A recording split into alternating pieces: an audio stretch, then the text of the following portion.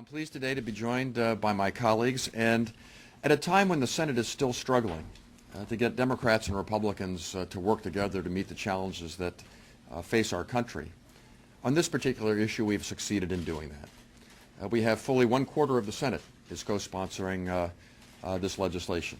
And the people who will be gathering here today, or at least who have been scheduled to gather here today, represent about an equal number of Democrats and Republicans. So there is strong bipartisan support for doing something about Iran's drive to achieve a nuclear weapon.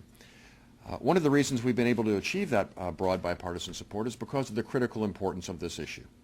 If events continue to go as they are currently going, at some point during the next 2 to 4 years, Iran will have a nuclear weapon. That will be deeply destabilizing to the national security interests of the United States, to the country of Israel, and indeed to the entire world. This gives us our best opportunity to avoid that outcome without the resort to military force, which itself would have some very grave complications. This is a uniquely vulnerable moment for the nation of Iran. The price of oil is now about $50 or a little below. We assess that their budget does not work unless the price of oil is about $80 a barrel. So Iran is facing great financial pressures right now. They also currently have to import about 40% of their refined petroleum products, particularly gasoline. They are working to try and increase their refining capacity. So at some point in the future, they might not be as vulnerable to sanctions of this type as they currently are. So if we act today, we maximize the chances of bringing financial and economic pressure to bear upon the government of Iran to forgo their drive for a nuclear weapon. That is much preferable to the consequences of letting them have a nuclear weapon and trying to manage it, or resorting to military force to trying to prevent that.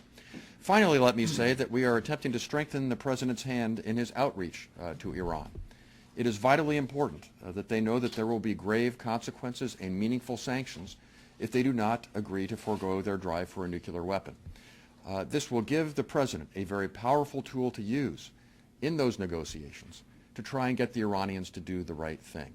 So just in a brief summary again, we face a very serious threat to the national security interests of the United States and the rest of the world. If events continue to unfold as they are, that threat will be realized.